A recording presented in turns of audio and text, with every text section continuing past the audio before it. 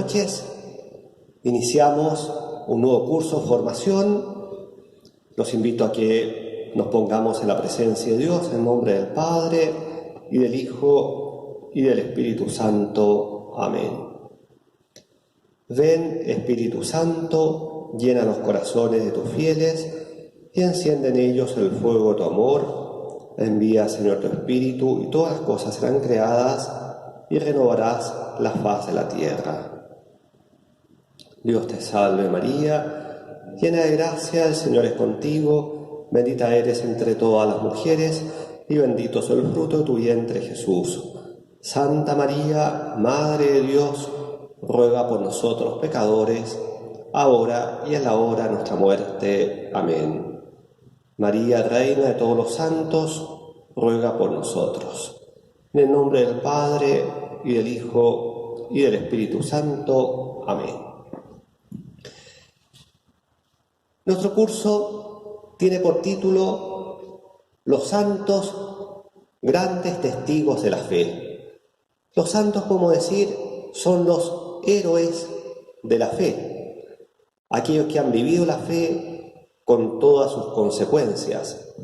Han sido hombres y mujeres de nuestra misma raza que sufrieron quizás las mismas luchas, las mismas tentaciones, pero que dóciles a la acción de Dios, a la acción del Espíritu Santificador, han llegado a ser santos y por tanto han sido los grandes amigos de Dios en la tierra y son también sus grandes amigos de Dios en el cielo, son nuestros grandes intercesores y modelos.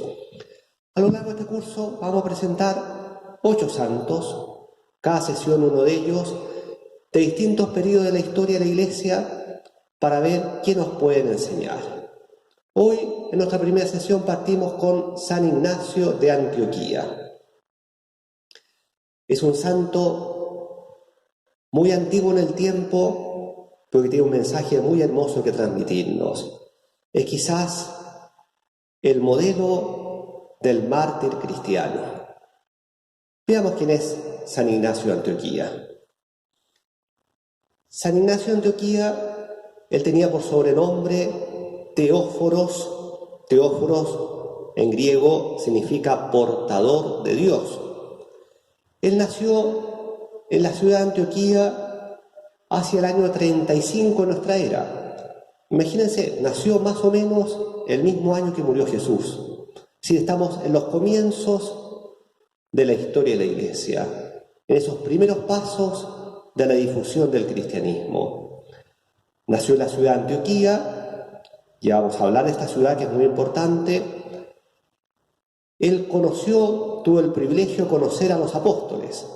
No conoció a Jesús, pero sí conoció a los apóstoles. Probablemente a Pedro, muy probablemente a Pablo y también a Juan.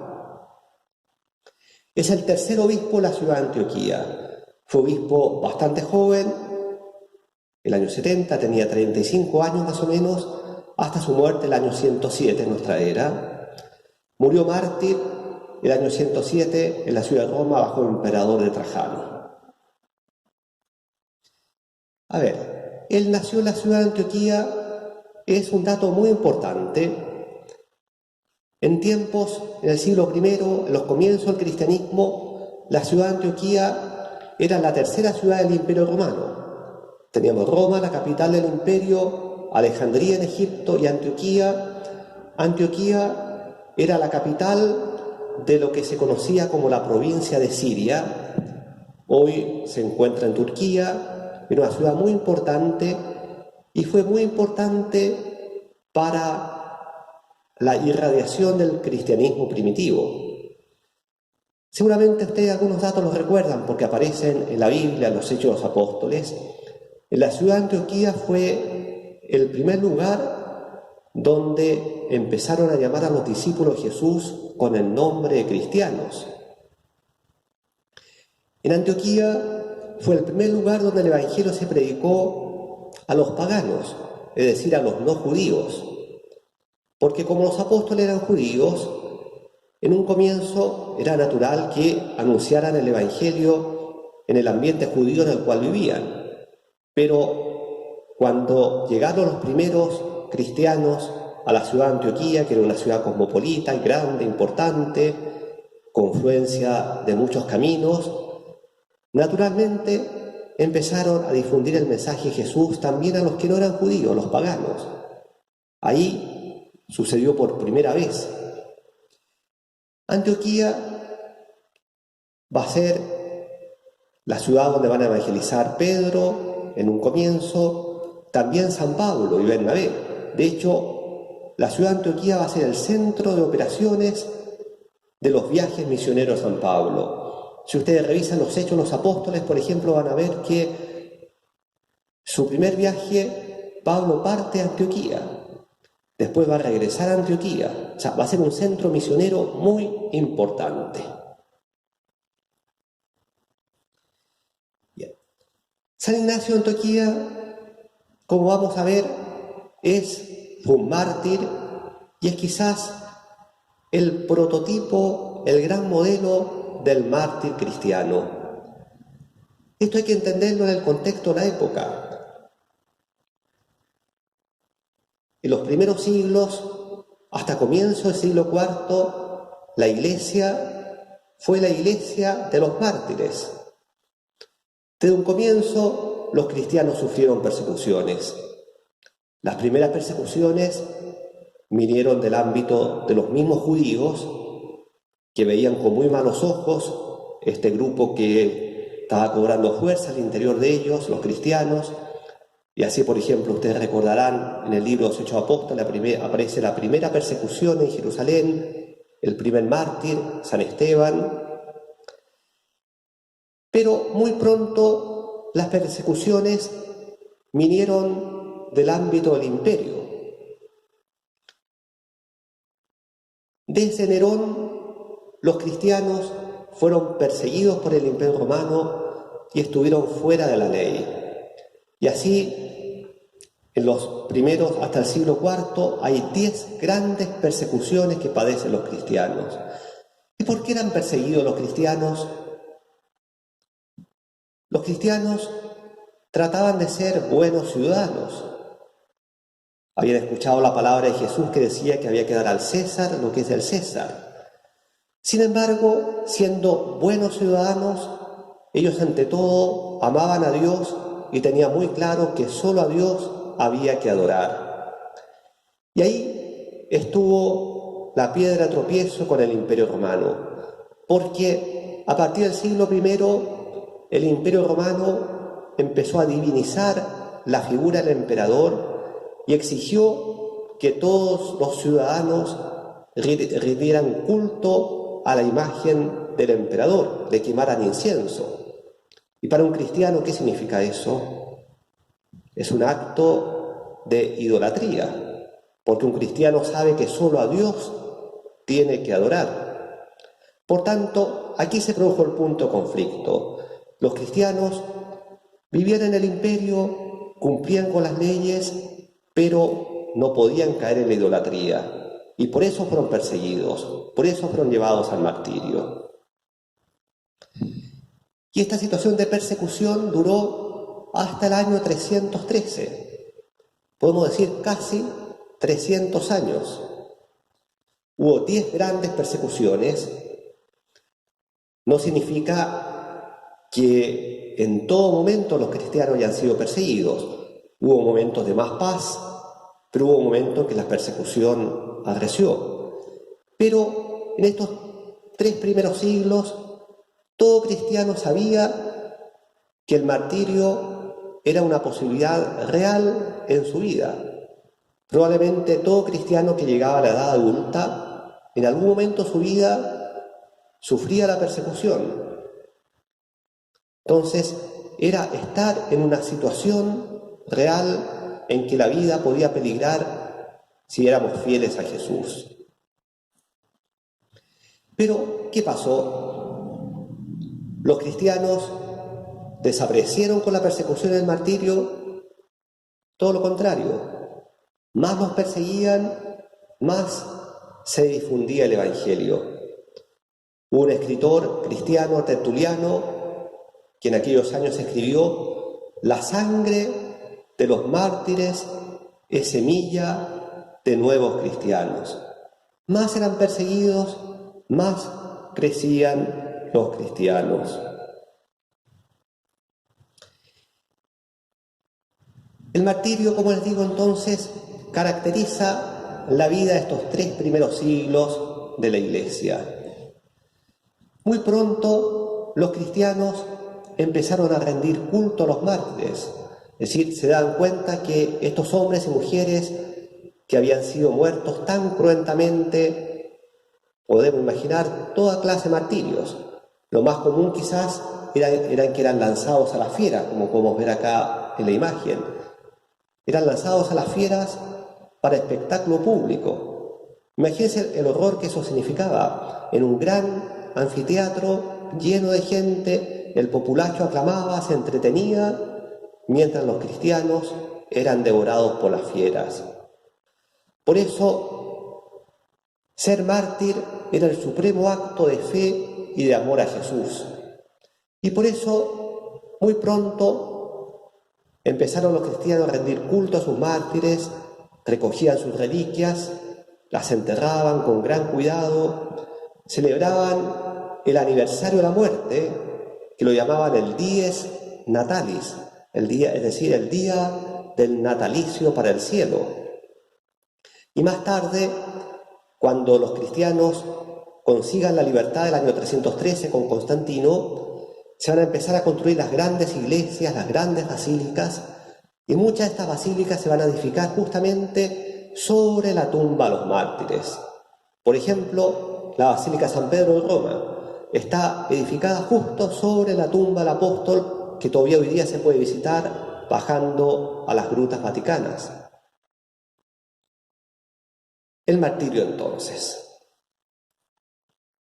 Bueno, dicha esta introducción sobre el martirio, la situación de la Iglesia en estos primeros 300 años, volvamos a nuestro personaje, Ignacio de Antioquía.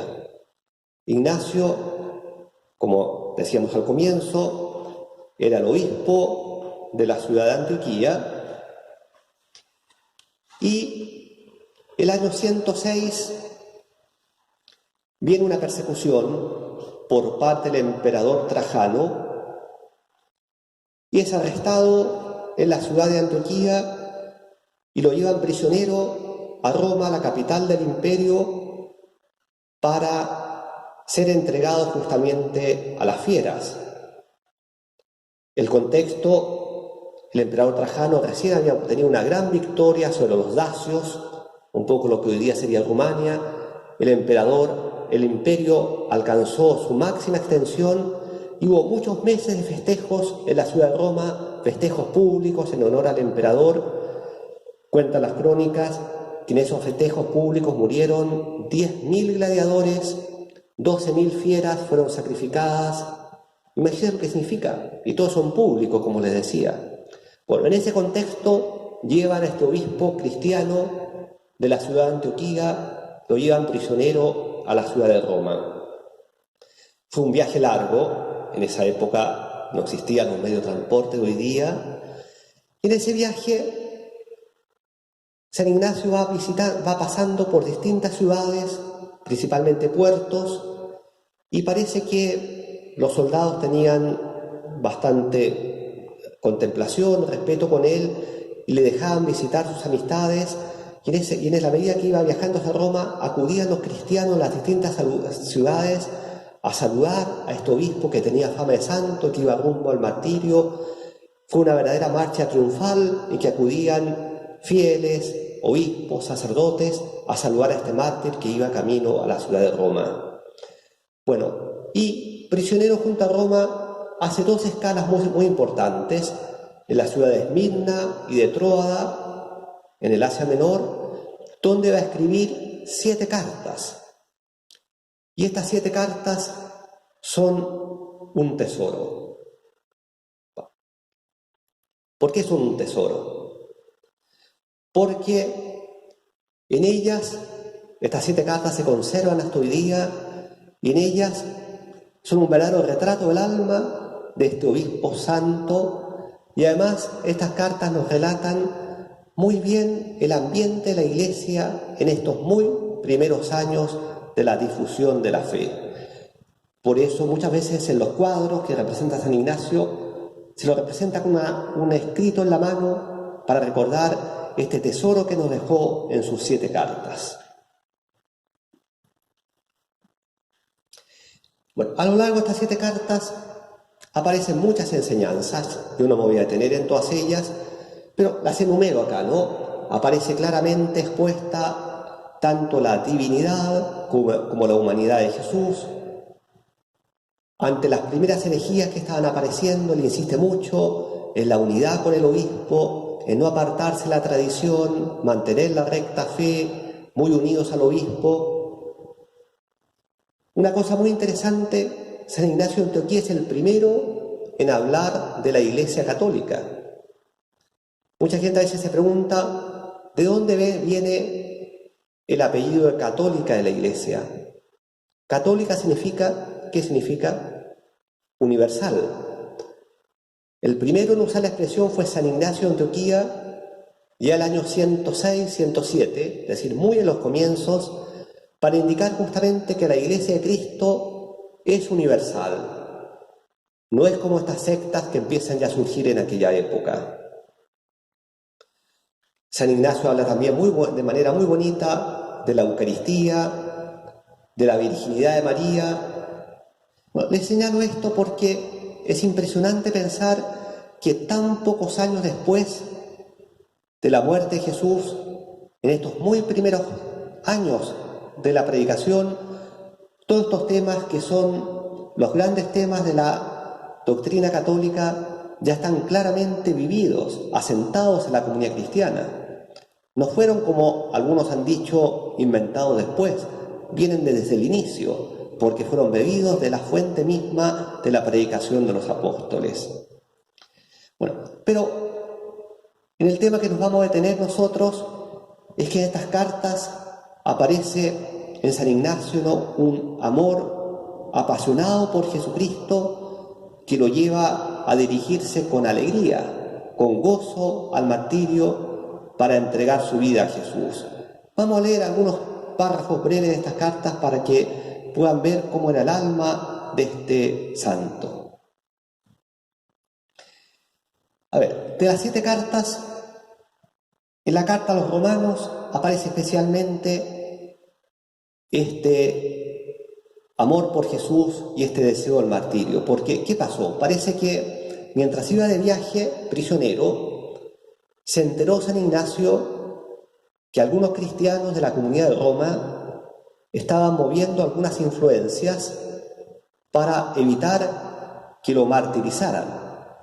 Y él con esto se asustó y dijo no, en el fondo dijo no, porque él veía claramente que del momento en que había sido tomado prisionero era la voluntad de Dios entregar su vida por Jesús, y por eso le escribe una carta apasionada a los cristianos de Roma para exhortarlos, suplicarlos a que no se interpongan a los planes de Dios. Yo le voy a recomendar leer la carta porque es muy bonita. Es breve también. Acá vamos a leer unos muy breves párrafos, ¿no?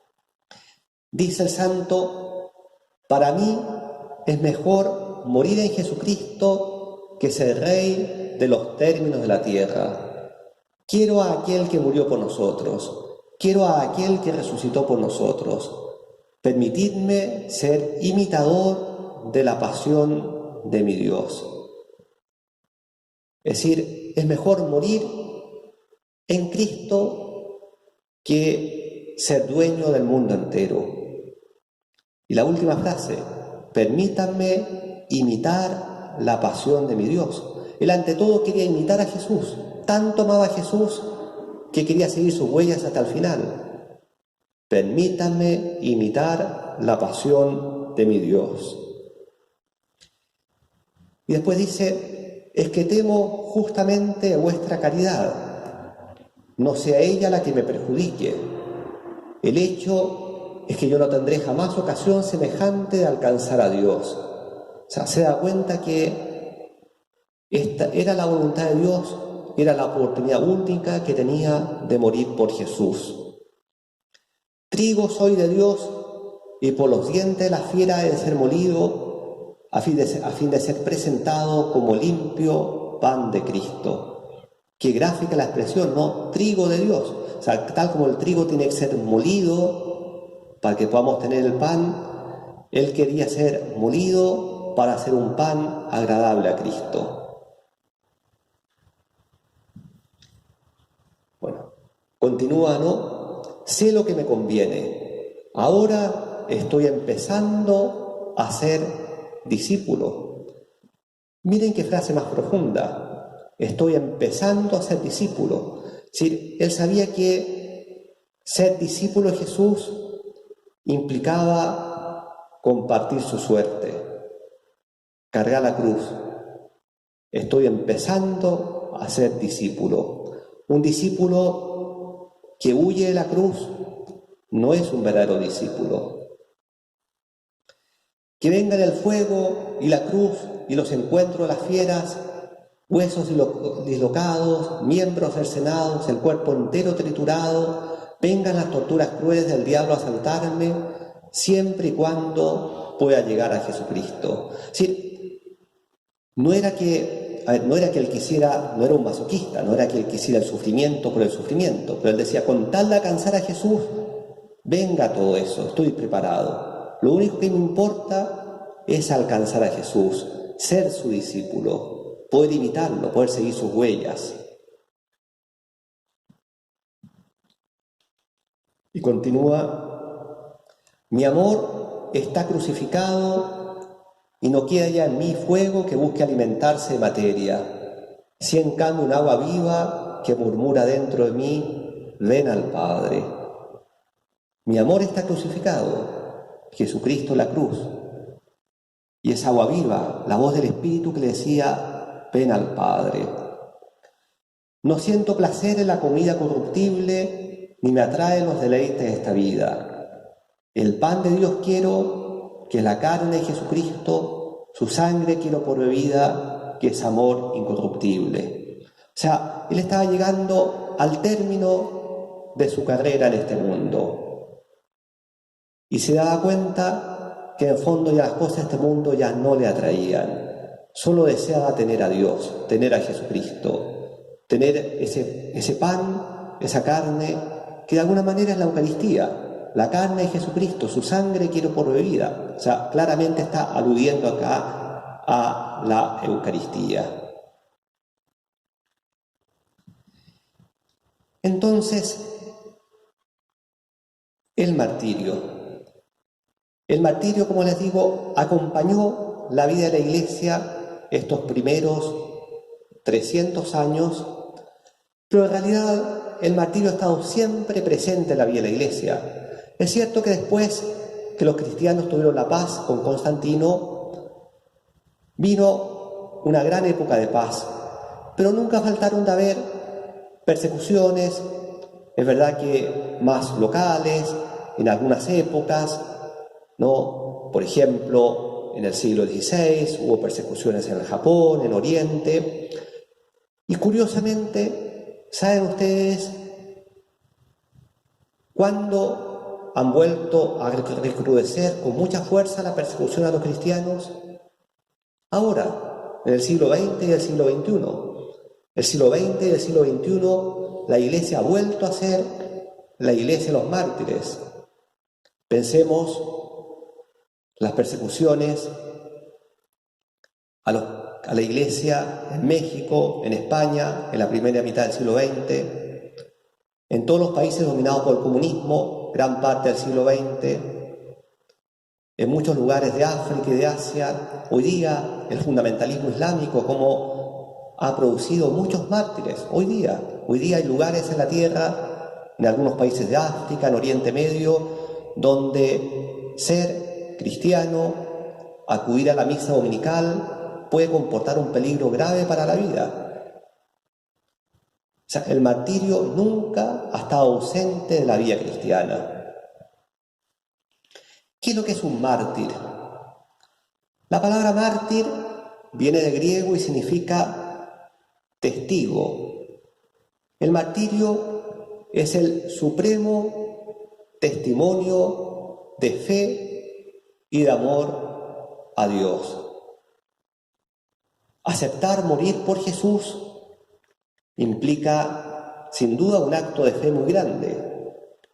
Implica creer, entre otras cosas, en la vida eterna.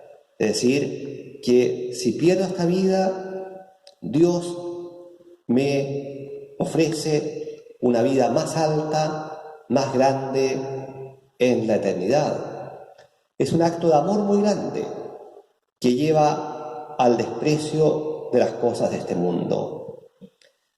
Para que comprendamos bien, no es que el cristiano deba buscar propiamente el martirio, pero si llega el momento en que la fidelidad a Jesús implicara perder la vida por amor a Él, el cristiano que ama a Dios sobre todas las cosas, que cree en Jesús, que cree en la vida eterna, que cree en el juicio de Dios, ese cristiano opta por ser fiel a Jesús al precio que sea. Entonces, yo creo que el gran mensaje que nos da para nosotros, cristianos del siglo XXI, San Ignacio de Antioquía, es que la misma existencia cristiana está llamada a tener, como yo señalo acá, una impronta martirial, porque en el fondo son las palabras de Jesús en el Evangelio. Si alguno quiere venir detrás de mí, niéguese a sí mismo, tome su cruz y sígame. Quien quiera salvar su vida la perderá, y quien perdiere su vida por mi causa y por el Evangelio la salvará. Es decir, ese testimonio que coloca a Dios en primer lugar, que en nuestra escala de valores Dios está en la cima. Todo lo demás tiene que estar ordenado a Dios, al amor de Dios, y si es un obstáculo para ese amor de Dios, lo tenemos que dejar. Ahora, para ir ya casi concluyendo en esta reflexión, podríamos preguntarnos, San Ignacio de Antioquía es el prototipo del martirio, pero ha habido miles de mártires a lo largo de la historia, en el pasado, en el presente. Ahora, con todo, probablemente, no lo sabemos, pero muy probablemente nosotros estamos en un ambiente en que el cristianismo no es perseguido abiertamente, probablemente no vamos a padecer el martirio cruento. Pero si la palabra mártir significa testimonio, hay un testimonio heroico en la vida cotidiana que se asemeja al martirio. Y aquí tomo una frase de San José María que siempre me pareció muy lúcida, que dice: en alguna ocasión me he preguntado, ¿qué martirio es mayor? ¿El del que recibe la muerte por la fe, de mano de los enemigos de Dios? ¿O el del que gasta sus años trabajando sin otra mira que servir a la iglesia y a las almas y envejece sonriendo y pasa inadvertido? Para mí, el martirio sin espectáculo es más heroico. Ese es el camino tuyo. El martirio sin espectáculo, es decir, esa fidelidad heroica del día a día, de cumplir mi deber por amor de Dios, de ser fiel en las cosas pequeñas. A lo mejor nadie me ve, pero Dios me ve. Dios conoce esa fidelidad. Ese es el martirio al cual todos estamos llamados. Y si somos fieles en lo poco, seremos también fieles en lo mucho, como nos dice el Evangelio. Es decir, si llegara alguna persecución grande y tuviéramos que pagar un precio más alto por ser fieles a Jesús, estaríamos preparados porque hemos sido fieles en lo poco. Un detalle que se me olvidó, volvamos a la diapositiva anterior. La definición de martirio dice: es la muerte voluntariamente aceptada por causa de la fe o del ejercicio de otra virtud conexa con la fe. Es decir, Para que se hable de un mártir cristiano, la causa tiene que ser de la muerte, tiene que ser la fe o una virtud vinculada con la fe. Por ejemplo, ha habido mártires de la pureza, Santa Inés, Santa María Goretti. Fueron mujeres de gran fe, pero que murieron por defender su pureza como una forma de ser fieles a Cristo.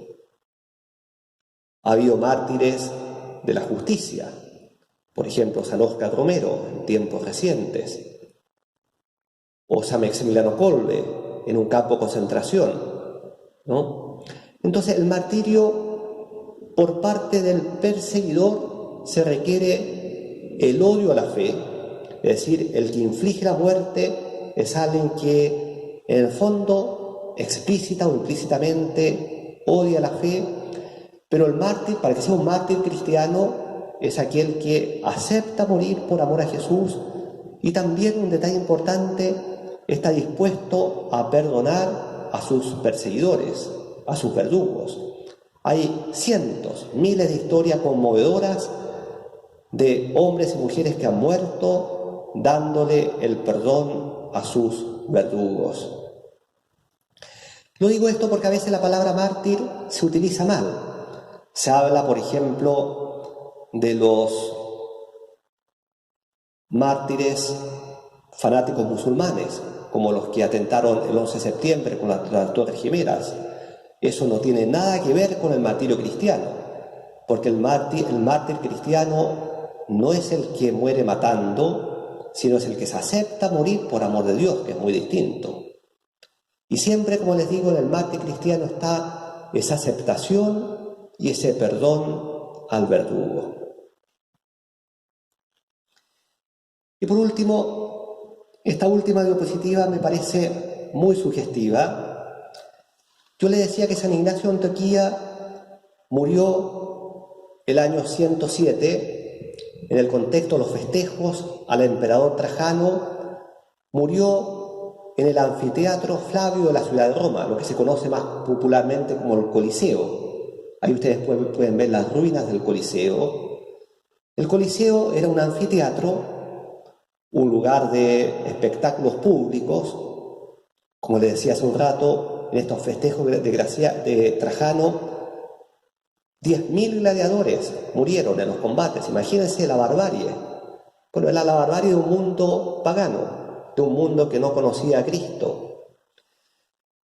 Y dentro de esos festejos que duraron meses, uno de esos días, no hay certeza cuál fue el día, murió San Ignacio de Antioquía, devorado por las fieras. Podríamos preguntarnos, probablemente el emperador Trajano estaba presenciando ese espectáculo, el populacho aclamaba, ebrio por la sangre. Podríamos preguntarnos quién fue el verdadero vencedor. Claro, Trajano estaba festejando el triunfo del imperio. Ignacio de Antioquía era quizás para él un prisionero más, un oscuro obispo de la provincia siria del imperio. Pero ¿quién venció verdaderamente? Trajano combatía por el imperio de esta tierra. Ignacio, este obispo prisionero que venía de Siria, combatía por otro imperio, por un imperio no terreno, no de este mundo, el imperio de Cristo. ¿Quién fue el verdadero vencedor? Hoy día, a lo mejor ustedes han ido al Coliseo, han visitado la ciudad de Roma, hay una gran cruz en el recuerdo de los mártires en una de las graderías del Coliseo. Esa cruz simboliza que la cruz venció. El que parecía derrotado fue el verdadero vencedor. El imperio romano cayó, pero la cruz de Cristo permanece. Todos los reinos de este mundo han pasado, los grandes perseguidores de la Iglesia. Para no ir tan lejos, hace unos 40 años, una vez Stalin, lleno de soberbia, cuando le hablaron de la Iglesia Católica, preguntó: ¿y cuántas divisiones tiene la Iglesia? ¿Cuántos tanques? Bueno, Stalin murió, cayó también el comunismo, la cruz de Cristo permanece. La cruz es la verdadera victoria. Muchas gracias.